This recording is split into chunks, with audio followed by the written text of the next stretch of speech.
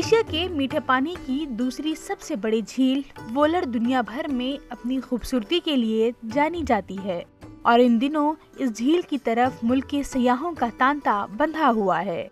इस वोलर झील के किनारे पर एक गांव जरमंज है और यहाँ के ज्यादातर लोग इस वोलर से अपनी रोजी रोटी कमा रहे हैं।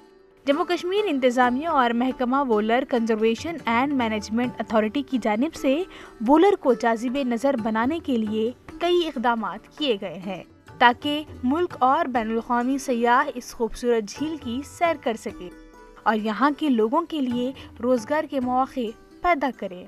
डल से बढ़िया बोटिंग शूटिंग सब खाने पीने का इंतज़ाम यहाँ डिपार्टमेंट टूरिस्ट हो या हुक्मा हो ये करे ताकि हमारे बच्चों के लिए सबसे बेहतरीन रोज़गार का ज़रिया ये वोलर लेक बने। और साथ ही हम ये गवर्नमेंट से गुजारिश करते हैं कि हमारे रोड का मसला है, इस रोड को अपग्रेड कीजिए ताकि टूरिस्ट को आने जाने में कोई दिक्कत ना हो। District water sports association Baramulla के मुताबिक वोलर झील में वाटर स्पोर्ट्स को फरोग देने के हवाले से भी काफी कुछ इक़दामात किए गए हैं। इस हवाले से इंटरनेशनल अवार्ड बिल्किस मीर ने कहा कि वोलर झील में नेशनल और इंटरनेशनल वाटर चैंपियनशिप हो सकती है क्योंकि ये पानी का बड़ा ज़ख़ीरा है। उन्होंने कहा कि आने वाले वक्त में यहाँ वाटर स्पोर्ट्स को फरोग देने के हवाले से एक चैंपियनशिप का इनेकाद किया जा रहा है। वाटर स्पोर्ट्स सिर्फ स्पोर्ट्स प्रमोशन नहीं है बल्कि इट इज़ टूरिज़म प्रमोशन।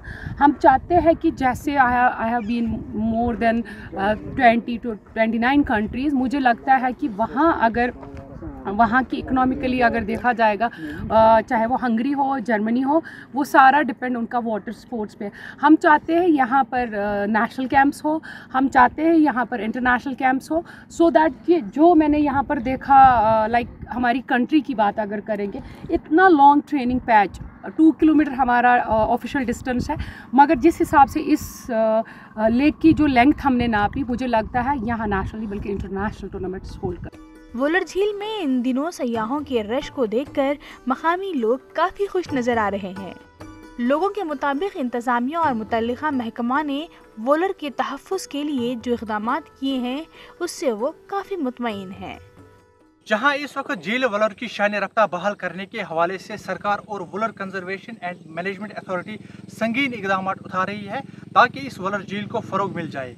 और अगर हम मौजूदा वक्त की बात करें तो लगातार दिन ब दिन मुकामी और गैर मुकामी सयाह झील वोलर की तरफ रुख नज़र करते हुए आ रहे हैं।